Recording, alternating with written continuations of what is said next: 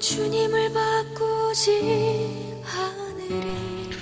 이제 사순절 셋째 주일인데요. 주 앞에 함께 예배하는 여러분에게 놀라운 주의 은혜와 평강이 함께 하시기를 주의 이름으로 축복합니다. 오늘 예수님께서 제자들을 데리시고 높은 산에 오르셨다 그랬는데, 높은 산에 오른 분, 우리나라를 대표하는 분이 누구 있냐면 엄홍길 대장이 있습니다. 엄홍길 대장이 있지만 또 세계적인 역사 속에서 에베레스트를 최초로 등정했던 분, 그리고 남극 대륙의 제일 높은 산을 가장 먼저 정복했던 분 생각이 납니다. 에드먼드 힐러리라고 하는 분입니다. 이분은 뉴질랜드 분입니다. 사진 한번 보여주실까요? 네, 1919년생이니까 벌써 돌아가신 지가 벌써 15년 되셨네요. 오래전에 1953년도에 에베레스트를 처음 등정했다고 하니까 세계 많은 이목들이 집중이 되었고, 많은 사람들에게 존경받게 되었고, 또 영국에서 영국의 왕을 자기 나라 왕으로 하잖아요. 뉴질랜드, 호주든. 그래서 영국으로부터 이렇게 경이라고 하는 그런 칭호를 얻고 지위를 얻고 또 이렇게 훈장들을 많이 받으면서 많은 사람들에게 존경받고 명예와 명성을 얻게 되었습니다. 사람들은 성공했다고 말했죠. 그러나 이분의 진정한 인생의 성공은 산을 정복하고 좋은 명성을 얻는 것이 자기 인생의 성공이라기보다 정말 진짜 자기 인생의 성공은 다른 데서 찾은 겁니다. 자기가 에베레스트를 정복할 때 누구랑 같이 가냐면 셀파들과 같이 가는 거예요. 그분들은 주로 네팔 사람들이죠. 이분들의 도움이 없이는 홀로 그곳을 등정할 수는 없는 상황이니 그곳에 등정하고 그 감격을 가지고 그 기쁨을 가지고 이 셀파들과 그 자녀들을 위해서 병원을 짓고 학교를 짓고 사랑으로 많이 헌신했습니다. 공항을 짓는 데도 크게 기여했고 앞장섰습니다. 그래서 네팔 정부에서는 에베레스트산 제일 가까운 곳에 있는 공항의 이름을 힐러리 공항이라고 부르는 겁니다. 이분의 진정한 성공은 산 위에 올라서 얻은 명성, 그 명성에 취해 있는 것이 아니라 그 명성을 가지고 많은 사람들을 돕고 섬기고 헌신하는 데서 찾았다라는 점에서 우리 인생의 성공이 과연 무엇인가를 다시 한번 생각하게 되는 것 같습니다. 앞서 말씀드린 것처럼 오늘 본문의 배경은 예수님께서 높은 산에 오르시는 장면입니다. 그 산이 변화산입니다. 그런데 변화산에 오시는 그 배경을 조금 보면 오늘 본문 앞장 마태복음 16장을 좀 살펴볼 필요가 있습니다. 마태복음 16장에 가면 예수님께서 제자들에게 너희는 나를 누구라 하더냐 이렇게 물으시는 장면이 나와요. 16장 15절 이르시되 너희는 나를 누구라 하느냐. 16절 시몬 베드로가 대답하여 이르되 주는 그리스도시요 살아계신 하나님의 아들이시니이다. 주님께서 정말 우리의 그리스도요 우리의 주님 되십니다. 이런 고백을 들으시고 주님께서 칭찬하셨습니다. 그리고 내가 너 위에 교회를 세우겠다 이렇게 말씀하시는 거예요. 그렇게 말씀하시고 그때 이후로 주님께서 처음 꺼내시는 이야기가 있어요. 주제가 있어요. 그게 뭐냐면 자신의 고난과 죽음에 대한 이야기예요. 그전에는 예수님께서 벌써 3년 가까이 제자들과 함께 사역하면서 자신의 고난당하심과 죽음에 대해서 한 번도 얘기한 적이 없어요. 그런데 이제 제자들을 잘 양육하고 제자들이 자기 자신이 누군지를 조금 알아보는 것 같으니 이제 그 제자들에게 내가 곧 죽을 거야 얘기하는 거예요. 16장 21절 이때로가 누구예요? 제자로부터 신앙 고백을 받고 난 그 이후로부터 예수 그리스도께서 자기가 예루살렘에 올라가 장로들과 대제사장들과 서기관들에게 많은 고난을 받고 죽임을 당하고 제3일에 살아나야 할 것을 제자들에게 비로소 나타내시니 베드로가 예수를 붙들고 항변하여 이르되 주여 그리 마옵소서 이 일이 결코 죽게 미치지 아니하리이다. 예수께서 돌이키시며 베드로에게 이르시되 사탄아 내 뒤로 물러가라. 너는 나를 넘어지게 하는 자로다. 네가 하나님의 일을 생각하지 아니하고 도리어 사람의 일을 생각하는도다.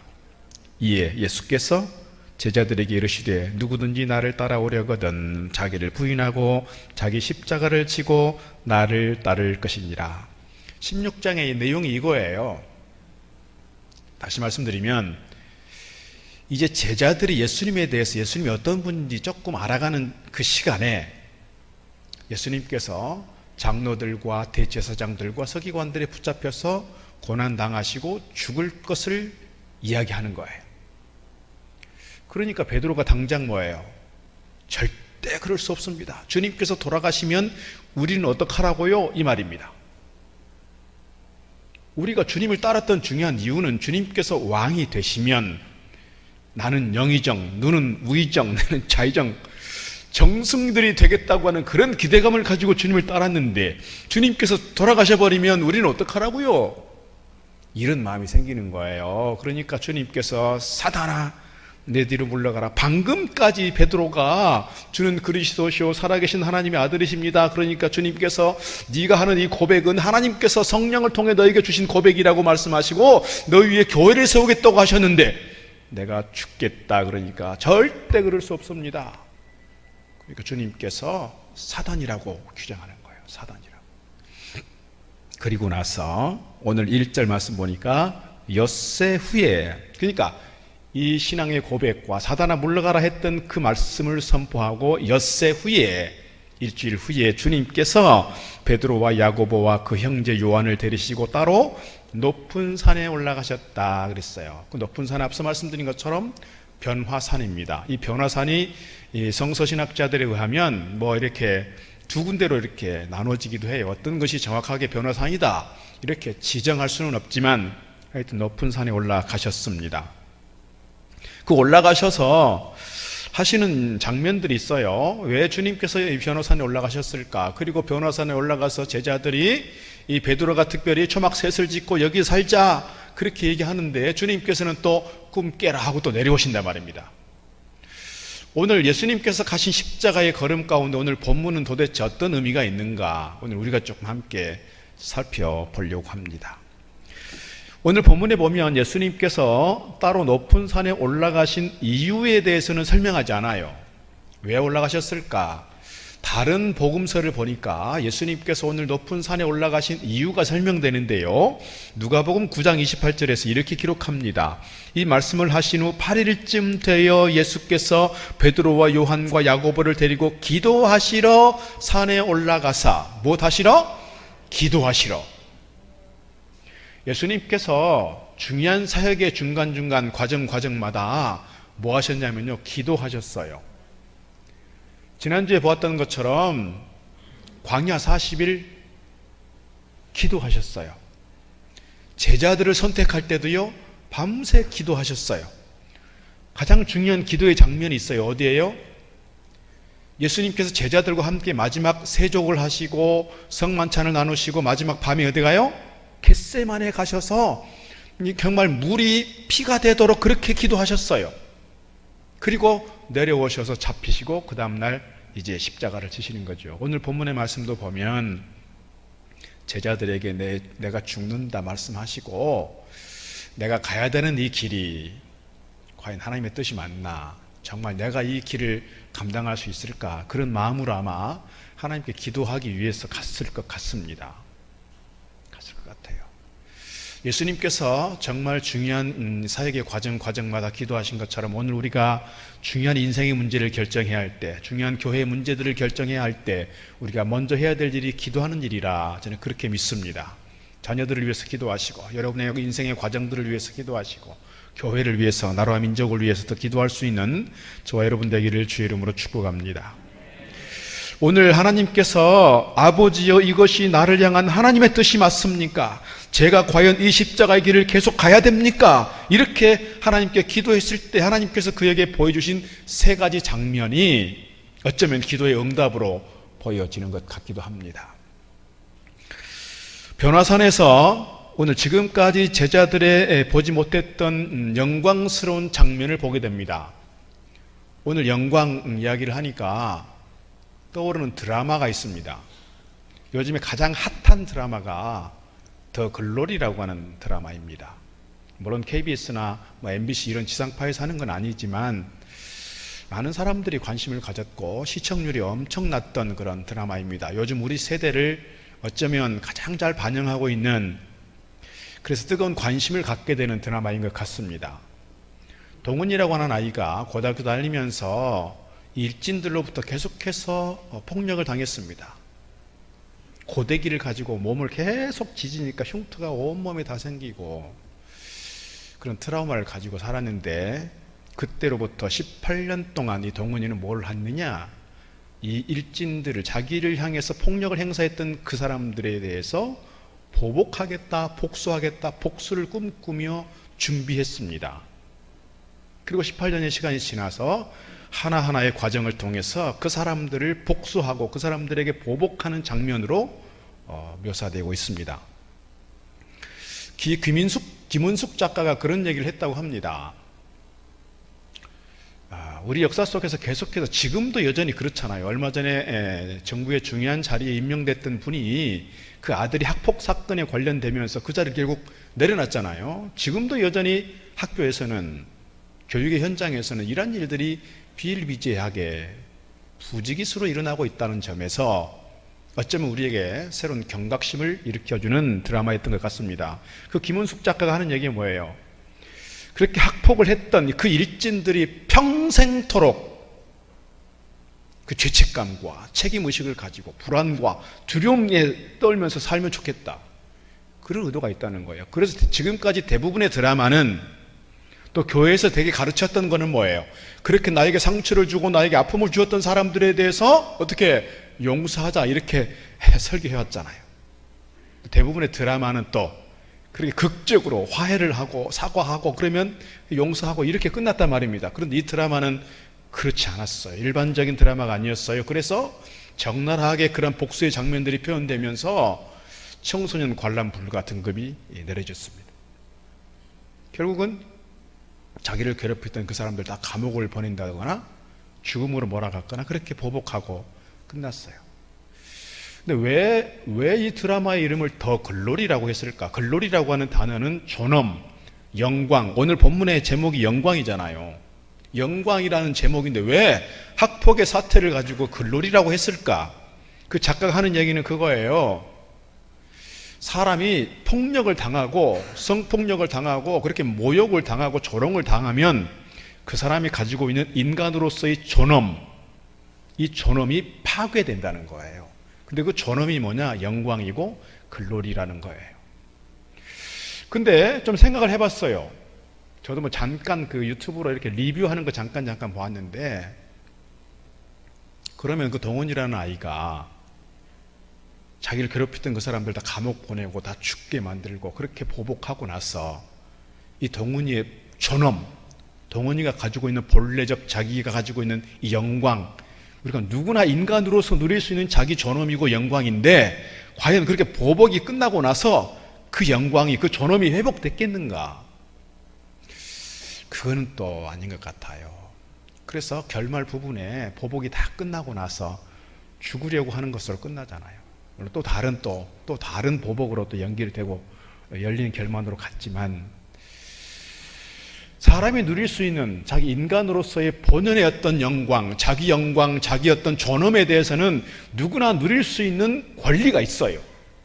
권리를 가지고 태어났어요. 그러니까 그 권리에 대해서 누구라도 상처를 주거나 괴롭혀서는, 아픔을 주어서는 안 되는 거란 말이죠. 중요한 것은 뭐냐면 그 인간으로서 누릴 수 있는 영광, 인간으로서 누릴 수 있는 존엄과 오늘 본문에서 말하고 있는 이 영광과는 본질적으로 다르다는 거예요. 본질적으로 다르다. 앞서서 말했던 힐러리 경이 그 산을 정복하고 높은 명성을 얻고 영광을 얻었어요. 근데 그 영광보다 더 중요한 영광이 있다. 뭐냐? 오늘 본문에서 말하는 영광입니다. 오늘 우리가 인간으로서 누릴 수 있는, 세상에서 누릴 수 있는 많은 영광, 물론 우리에게 중요한 일이고 중요한 의미가 있고 우리가 누릴 수 있는 권리가 있지만 우리는 더 나은 영광을 바라보면서 믿음으로 달려가야 할 줄로 믿습니다. 오늘 본문에서 말하는 영광을 좀 말하려고 하는 거예요. 오늘 본문에서 세 가지 놀라운 일들을 보여주고 있습니다. 이것이 어쩌면 우리가 바라보고 가는 천국에서 누릴, 특별히 요한계시록에서 보여주고 있는 영원한 그 천국에서 누릴 영광스러운 모습으로 우리가 이해하시면 좋을 것 같습니다. 오늘 2절 말씀 보니까 이렇게 기록합니다. 그들 앞에서 변형되사 누가? 주님께서 그 얼굴이 해같이 빛나며 옷이 빛과 같이 휘어졌더라 그랬습니다. 그러니까 첫 번째 나타났던 장면은 뭐냐면 예수님의 얼굴, 예수님의 옷이 아주 하얗게 또 빛나게 되었다, 그런 이야기예요. 그래서 우리가 불렀던 27장의 가사가 그거예요. 빛나고 높은 보좌와 그 위에 앉으신 주 예수 얼굴 영광이 해같이 빛나네, 해같이 빛나네. 지극히 높은 위엄과 한없는 자비를 무천사 소리 합하여 늘 찬송드리네, 찬송드리네. 그 해같이 빛나는 주님께서 그 영광의 자리를 버리시고 이 땅에 오셔서 십자가를 지심으로 우리가 그 영광 얻게 되었다는 내용이 27장의 찬송입니다. 주님께서 이렇게 보여주신 거지요. 예수님께서 고난 받으신 후에 영광 받으실 그 모습, 또 하늘 보좌에 앉으신 영광스러운 그 모습을 오늘 본문에서 보여주고 있다, 이렇게 이해해 볼 수 있습니다. 두 번째 모습은 뭡니까? 모세와 엘리야가 등장하는 거예요. 3절, 그때의 모세와 엘리야가 예수와 더불어 말하는 것이 그들에게 보이거늘 그랬습니다. 모세와 엘리야가 누구와 말했다고요? 예수님과 말하였다. 무슨 말 했을까요? 모세는 또 누굴까요? 이때 왜 하필이면 모세가 등장하고 엘리야가 등장했을까요? 모세는 이스라엘의 국부라고 합니다. 이스라엘의 어쩌면 출애굽의 인도자로서 이스라엘을 세운 건국의 아버지입니다. 그리고 율법의 아버지입니다. 그리고 엘리야는 뭐예요? 선지자 중에 선지자, 예언자 중에 예언자입니다. 구약을 대표하는 분이 누구라고요? 모세와 엘리야입니다. 그분들이 나타나셔서 뭐 했다고요? 대화를 했다. 무슨 대화를 했느냐? 오늘 본문에는 나와 있지 않지만 누가복음은 또 이렇게 기록합니다. 누가복음 9장 31절, 영광 중에 나타나서 장차 예수께서 예루살렘에서 별세하실 것을 말할세 그랬습니다. 이 예수님과 두 분의 구약을 대표하는 이분들이 등장해서 같이 이야기 나는 이야기의 주제는 뭐냐면 예수님의 죽으심에 관한 거예요. 그러니까 예수님께서 십자가를 지시고 돌아가시게 된 그 과정은 하나님 아버지께서 허락하신 것이기도 하지만 사실은 언제부터? 구약시대 때부터 이미 예언되어진 내용들이라 그 말이에요. 구약을 대표하는 이분들이 그 예수님의 십자가의 길, 예수님의 죽으심에 대해서 지금 검증해주고 있고 인정해주고 있다, 이렇게 말씀드릴 수가 있는 것이지요. 히브리서 1장에 보니까 이렇게 기록합니다. 옛적의 선지자들을 통하여 여러 부분과 여러 모양으로 우리 조상들에게 말씀하신 하나님이 이 모든 날 마지막에는 아들을 통하여, 아들이 누구예요? 예수 그리스도예요. 우리에게 말씀하셨으니 이 아들을 만유의 상속자로 세우시고 또 그로 말미암아 모든 세계를 지으셨느니라 그랬습니다. 그러니까 오늘 변화산에서 모세와 엘리야가 예수님의 별세에 대해서 함께 대화를 나누고 있는 것은 예수님의 그 구속 사역에 대해서 지금 지지하고 있고 응원하고 있다, 이렇게 말씀드릴 수가 있는 겁니다. 예수님의 십자가의 길을 응원하시고 지지하시고 후원하시도록 주님 하나님께서 오늘 모세를 보내시고 엘리야를 보내셨다, 이렇게 말씀드릴 수가 있겠죠. 세 번째 장면입니다. 5절 보니까 이렇게 기록합니다. 말할 때 호련히 빛난 구름이 그들을 덮으며 구름 속에서 소리가 나서 이르시되 이는 내 사랑하는 아들이요 내 기뻐하는 자니 너희는 그의 말을 들으라는지라. 구름 속에서 하나님의 음성이 들려왔습니다. 구름은 어떤 의미가 있습니까? 구약 성경 말씀 보게 되면 모세가 십계명 받으러 그 시내 산에 올라갔을 때 빽빽한 구름 속에 하나님께서 나타나셔서 그에게 율법을 주십니다. 성막을 지었을 때 성막 안에 구름 가운데 하나님이 임재하십니다. 솔로몬이 성전을 완공하고 났을 때 성전 안에 구름 안에서 그렇게 임재하십니다. 그래서 구름은 하나님의 임재를 상징한다, 이렇게 말씀드릴 수 있어요. 오늘 구름 가운데 나타나는 하나님께서 말씀하십니다. 뭐라 말씀하십니까? 이는 내 사랑하는 아들이요 내 기뻐하는 자니 너희는 누구예요? 제자들이에요. 너희는 그의 말을 들으라. 너희는 그의 말을 들으라. 예수님께서 세례 요한에게 세례를 받고 났을 때 하늘로부터 음성이 들렸습니다. 너는 내 사랑하는 아들이요 내가 기뻐하는 자라. 똑같은 말씀을 여기서도 지금 하고 있는 것이죠. 어쩌면 이 세 가지 장면은 예수님께서 변호사에 가셔서 기도하실 때 하나님께서 응답하신 세 가지 응답이라고도 말씀드릴 수 있어요. 그러나 오늘 본문에서 또 다른 관점에서 보면 제자들을 향해 나타났던, 제자들에게 보여주고자 했던 그런 장면이라고도 말씀드릴 수 있는 겁니다. 앞서 말씀드린 것처럼 오늘 지금까지의 제자들의 관심은 어디 있어요? 하늘나라에 대해서는, 천국에 대해서는, 주님의 십자가 지시는 것에 대해서는 관심이 없었어요. 뭐에 관심이 있었어요? 세상 일에 관심이 있었어요. 세상 출세, 세상의 성공, 세상의 어떤 자리를 얻는 것, 세상의 권력을 얻는 것에 관심이 있었어요. 그래서 주님께서 곧 왕이 되시면 누가 높은 자리에 오를 것인가에 대해서 저들끼리 논쟁하였고, 저들끼리 싸웠고, 저들끼리 다투었어요. 서로 높다고 자기 자랑했습니다. 그런 제자들을 향해서 오늘 주님께서 저들을 변화산에 데리고 가셔서 제자들로 하여금 너희들이 바라보는 궁극적 목표, 궁극적으로 바라봐야 될 우리의 방향은 거기가 아니야, 이곳이야 라고 하면서 하나님 나라의 영광스러운 모습들을 보여주었다는 거예요. 오늘 우리가 이 땅 가운데 살아가면서 이 땅 가운데서 얼마나 많은 것들이 필요하고 귀하고 중요한 일들이 많지 않습니까? 그러나 오늘 우리가 궁극적으로 바라봐야 될 것은 이 땅의 어떤 그 무엇이 아니라, 이 땅의 소망이 아니라 천국을 바라보면서 하늘나라의 영광을 기대하면서 믿음으로 가야 함을 우리에게 보여주는 것이라, 이렇게 말씀드리고 싶습니다. 오늘 제자들이 이렇게 하는 말 중에 이런 말이 있어요. 베드로가 4절 보니까 이렇게 되어 있습니다. 베드로가 예수께 여짜오 이르되 주여 우리가 여기 있는 것이 좋사오니, 여기 있는 것이 좋사오니, 어디예요? 변화산 위에서 예수님의 그 하얗게 빛나는 옷을 입고 해처럼 빛나는 그 모습, 모세와 엘리야와 함께 대화하는 그 영광스러운 모습 보면서 우리도 거기에 취해서 내려가고 싶지 않아요. 그래서 여기 있는 것이 좋사오니, 그러면서 하는 말이 뭐예요? 만일 주께서 원하시면 여기서 초막셋을 짓되 하나는 주님을 위해서, 하나는 모세를 위해서, 하나는 엘리야를 위해서 하겠습니다. 그 영광스러운 상황 가운데서 빠져나오고 싶지 않았던 것 같습니다. 주님께서 제자들에게 꿈깨 이렇게 말씀하시는 것 같아요.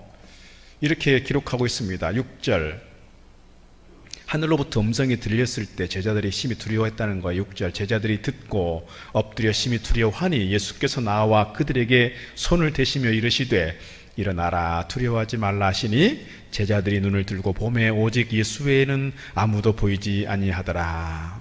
그러면서 제자들을 데리고 산 아래로 가십니다. 산 아래 뭐가 있어요? 십자가의 길이 있기 때문에, 감당해야 될 십자가, 주님께서 걸어가야 할 십자가의 길이 있었기에 주님께서 그 제자들을 데리시고 산 위에 머무르지 아니하시고 산 아래로 내려가시는 겁니다. 오늘 이 본문을 보면서 우리들 중에서도 그렇게 세 가지 정도로 이렇게 분리해 볼 수 있겠다 싶어요. 어떤 사람들은 산 아래에만 있는 사람들이 있어요. 산 아래에만 있다는 게 뭐예요? 세상 일에만 관심이 있는 사람, 교회 나와서 예배를 드리고 예수 믿는다고 하고 또 직분을 받고 여러 사역을 하지만 여전히 우리의 관심과 초점은 세상 일에 있어요. 세상의 성공과 세상에서의 명예와 세상에서 어떤 출세와 세상에서 그 많은 것들을 얻고자 하는 데 관심이 있고, 교회에서 봉사하고 섬기는데도 어떻게 해요? 자기의 경험과 자기의 상식과 자기의 어떤 배웠던 지식을 가지고 세상의 방식으로 교회 일을, 주의 일을 감당하려고 하는 사람들이 있어요. 이게 어떤 사람들이에요? 산 아래에 머무는 사람들이에요. 오늘 베드로처럼 산 위에만 머무르는 사람이 있어요. 교회 나와서 예수님 만났어요. 정말 예배를 드릴 때마다 은혜와 감격이에요. 그래서 정말 교회만 나오면 기뻐요. 감사해요. 은혜가 넘쳐요. 그래서 뭔가 좀 거룩해진 것 같아요. 또 심지어 어떤 분들은 늘 그래서 기도만 가는 분들이 계셔요. 교회에서 중요한 직분을 받았음에도 불구하고 교회 사역을 뒤로 하고 남편도 뒤로 하고 여전히 이 기도원에 자주 올라가서 은혜 받고 내려오는 분 계셨어요. 덕이 안 되더라고요. 여러분, 교회 와서 은혜 받는 거 좋아요.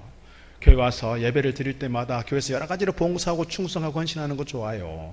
그런데 교회와 가정에서의 삶이 분리되어 있고 교회와 사회에서의 삶이 분리되면서 교회에서는 거룩한 것 같은데 집으로 가면, 사회로 돌아가면 입이 엉망이 되고 삶이 엉망이 되고 책임지지 못하는 그런 일들을 하면 하나님께서 기뻐하시지 않을 것 같아요.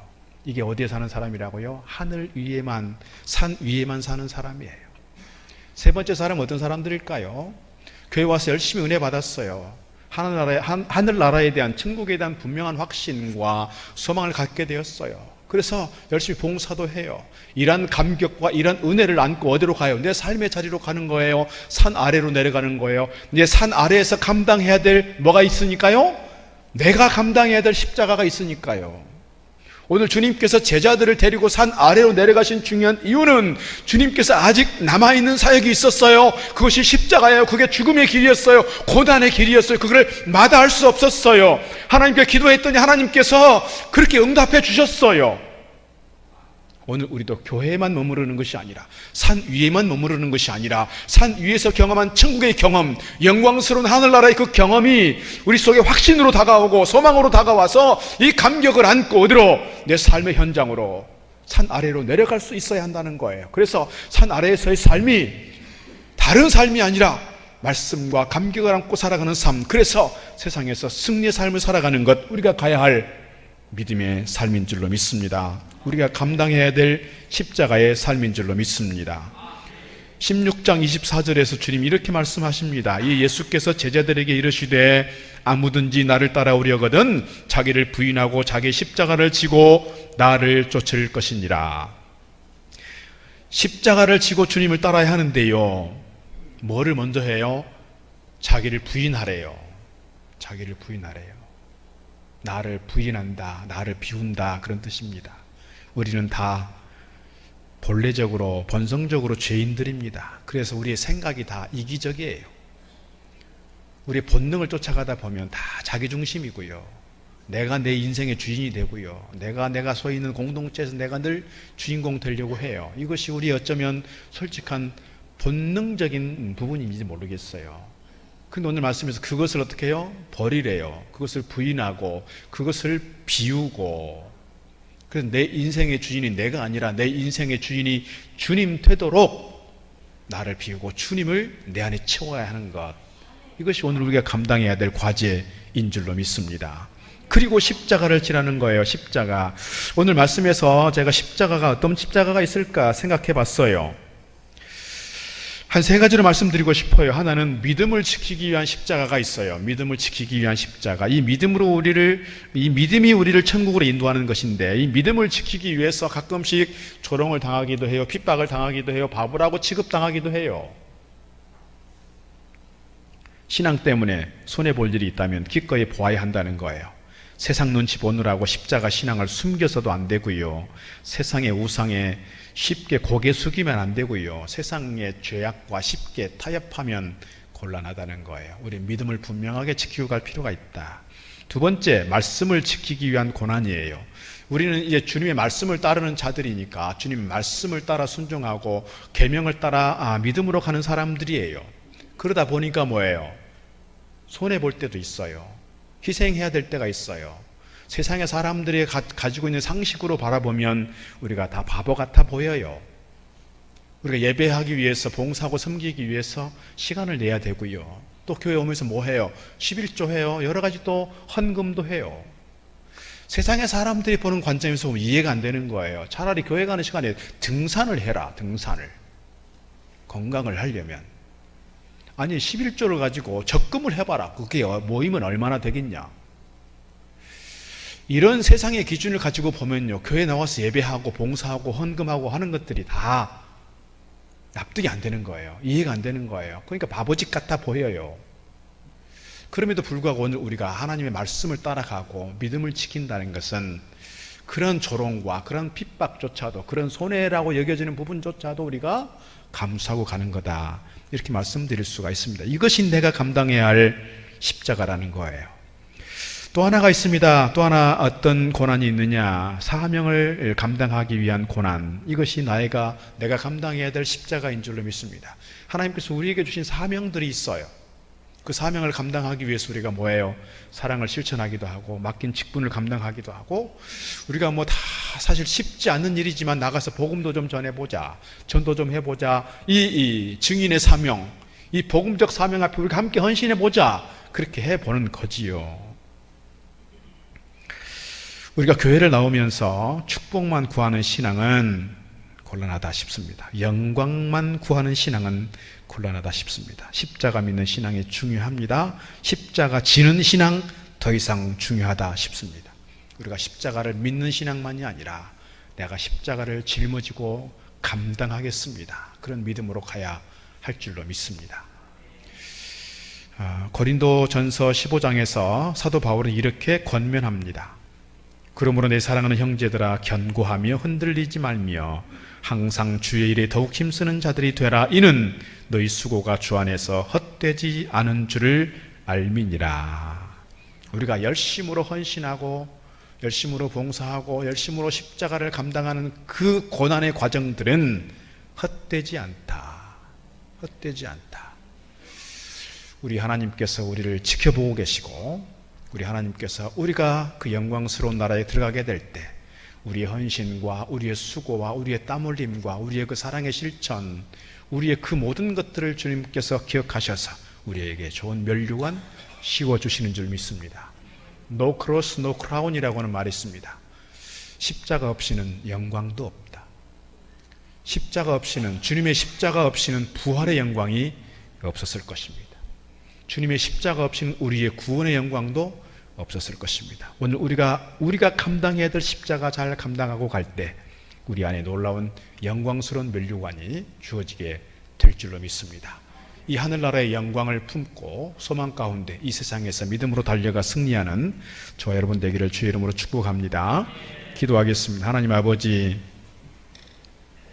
오늘 사순절 셋째 주일에 저희들 예배 자리 나오게 하신 우리 하나님 감사드립니다. 오늘 말씀을 통하여 주는 것처럼 오늘 우리가 세상에만 관심을 갖고 세상에 집중하여 살아가는 것이 아니라 천국을 바라보며 우리가 궁극적으로 바라봐야 할 영원한 천국에서의 그 영광스러운 세계를 기대하며 소망하며 확신을 품고 믿음으로 달려가는 저희들 되도록 인도하여 주옵소서. 십자가를 감당하는 과정이 고난이고 쉽지 않는 일이고 고통스러운 과정일지라도 저희들 오늘 우리 세상이 아니라 천국을 바라보는 믿음의 사람들로서 주님의 십자가를 따르는 주님의 제자들로서 우리가 감당해야 될 십자가 달게 받게 하시고 우리 목세 태인 이 십자가 잘 감당함으로 주님 앞에 섰을 때에 수고하고 충성된 종이라 인정받을 만한, 그래서 하늘 영광 누리며 천국에서 면류관 얻을 만한 신실한 주의 종들 되게 하여 주옵소서. 이 믿음과 이 신앙 가운데서 저희들 단단한 믿음으로 이 세상과 싸워 이기는 믿음의 용사들 되게 하시고 세상 앞에서 믿음으로 달려가는 십자가의 용사들 되게 하여 주옵소서.